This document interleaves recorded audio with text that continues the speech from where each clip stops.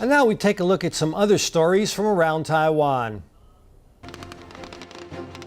The annual Hanguang Live Fire military exercises are scheduled to take place in mid-April. For the first time in several years, live ammunition will be used in military drills conducted in Penghu.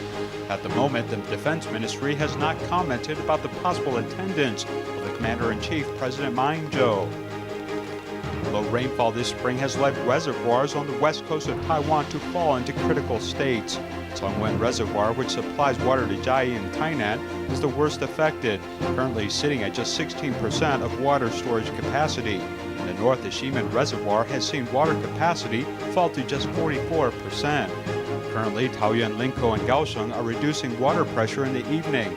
In April, Banqiao, Xinzhuang, and Hsinchu will begin implementing first-stage water rationing measures. To get a better understanding of the dire water crisis, Taipei Mayor Ha Longbing visited the Feicui Reservoir Tuesday morning.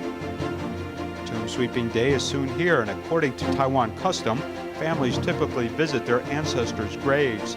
Local folk customs include preparing auspicious rice cakes, red buns, boiled eggs, and other types of food. Another custom is not to leave someone alone while taking care of the grave, as well as being sure of one's footing, as a misstep can lead to misfortune in the coming year.